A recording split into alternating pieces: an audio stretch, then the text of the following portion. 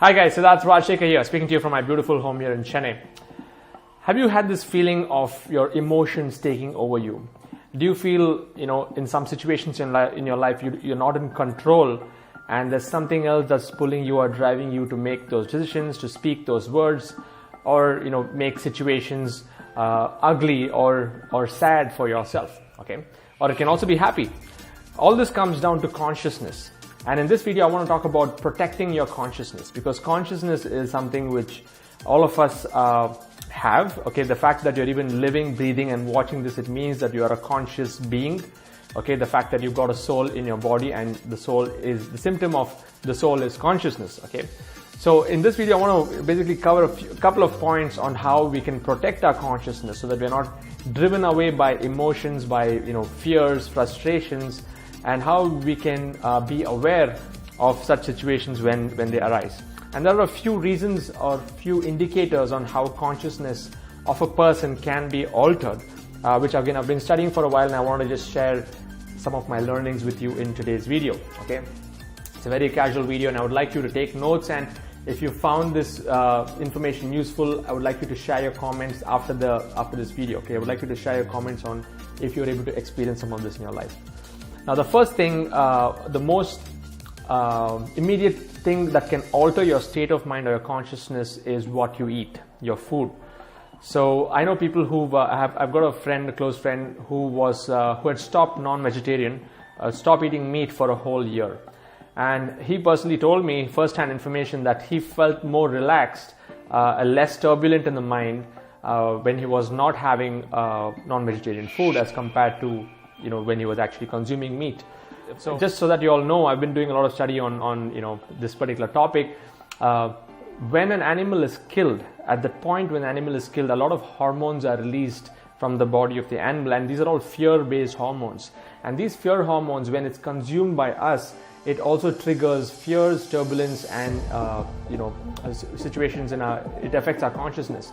And even the person who's cooking the food, their level of consciousness of what they are thinking while they are cooking the food also goes into the food at a very subtle level. Okay, so don't ask me the details, the logic behind it. It's something that I've experienced myself, eating from different places, and I've seen my consciousness being altered when I go and have different types of food. Okay, so spicy food arouses passion. Okay, more what we call a sattvic, or food which is not so spicy, which is not so that ignites the passion, you'll be in a much more sane frame of mind, more in a state of goodness. And then you have foods like especially liquors, drugs, and substance abuses.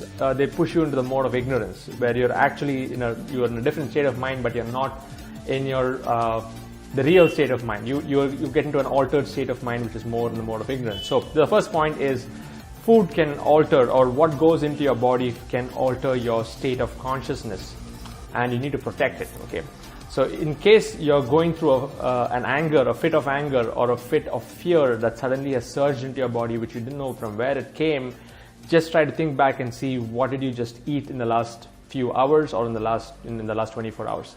Okay, the second thing which can really affect your consciousness is what information you put into your head. Okay, for example, reading newspapers is something that I stopped many years back. I don't have television, I don't have cable television at home, I don't watch the news. Whatever information I need is anyway going to pop up on Facebook as trends. Okay, so I'm aware of what's going on in the world, but I don't need to watch a news channel with all that stuff happening and showing breaking news, and they repeat the same news again and again. And the whole media is thriving on negative information, because as humans, the psychology is that we respond, or we want to go and see if there's anything negative, we automatically get drawn towards it. Like, even if you're going on the road and somebody just has a small accident there, you're going to see a lot of people going there, and everyone stops to see what's going on. Okay, so the natural tendency as humans is that we are more prone to negativity, or we get attracted to negativity. That's why news channels use these, or the traditional media, the mainstream media, use negativity as a way to keep people hooked in, so that their TRP ratings goes up. And of course, they have a whole advertising business model out there based on what number of people watching. So it's a big business, and it's a big game out there. So, but the point I want to share with you in this section is that protecting your consciousness by only allowing the right information to go into your head can also keep you in a good state of mind. Okay, so there could also be different triggers. Okay, so this is the third point. Second point is be sure what information goes in. Get yourself out of the regular news, television. Don't watch soap operas. Okay, please. This is again the drama that you see on television and getting hooked into it. That same drama will happen in your life because you're attracting that by thinking more about it and putting yourself in that situation. Okay, so again, some of you may be interested in stuff, watching a few TV shows. I also watch some TV shows. I am tuned to Netflix. I watch whatever I want, and then if it's something more negative, which is really messing my state of mind, I'm a little conscious about that and I stay away from it. I do not watch horror movies. I do not watch this really gruesome thrillers and things like that. I prefer sticking to movies which keep my consciousness also in a good state of mind, okay, which is more inspirational, motivational, and that's the reason I'm able to speak to you with a sane state of mind. Okay.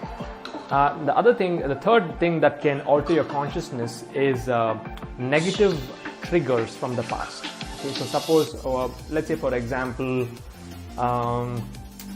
let's say your spouse, every time your spouse speaks on the phone, or maybe, I don't know, there are so many different triggers that can be there. Okay, let's say your spouse is speaking on the phone and it triggers in your mind, takes you to the past, or maybe you had a tiff with your spouse when he or she was on the phone, and that particular instant is a trigger to change your emotional state.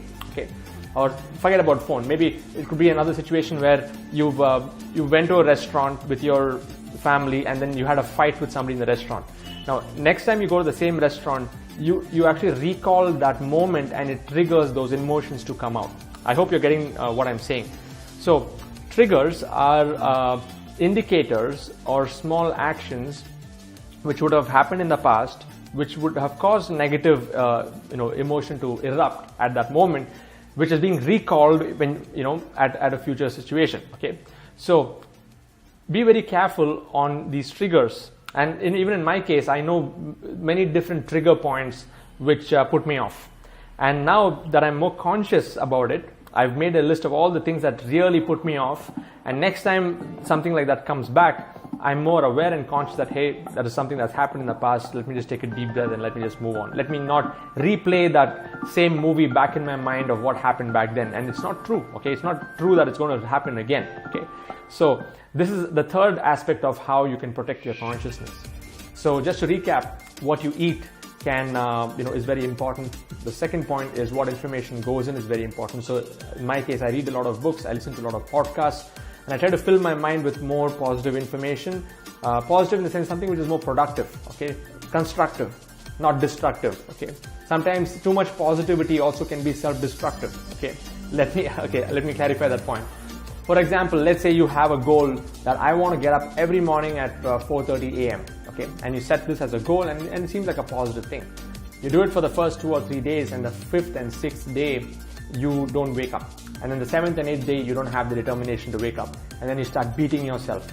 I set this goal, I'm not able to achieve this. So I've also seen this happening in the personal development space, where people who write big goals, have big dreams, and who are not able to take the baby steps or be consistent, they start beating themselves up on, and they start to go in the reverse direction. Which is why I recommend for such people to have a goal fast. Okay, that means do not have any goals. Just take it one day at a time, one step at a time, and relish the moment. Okay, I know a lot of people who are either stuck in their past, looking at all the bad things that have happened to them, and why life is like this. And then there are some people who are actually stuck, who are always stuck in the future. Okay, so as I'm just talking to you, just give me a second. Yeah, so that's how things are, and that's how we as human beings can get affected by different types of situations in our lives, be it what we eat, what information goes into our mind, and trigger points. So be aware of this. I hope this video was useful. I would like you to share your comments below. If you've experienced something like this, and if this information has really helped you in some way, just type your comments below. Okay, I'm actually putting together a mastermind of bloggers who want to inspire the world using videos like this and content, and we're getting some phenomenal results. If you want to be invited, just message me on Facebook and I will send you a personal invite. I'll pull you into our WhatsApp group and bring you into our Monday night coaching calls, where I facilitate a whole process on as a community we're able to come up with inspiring pieces of information that can create a positive impact in the world. Okay, cheers, God bless, and take care.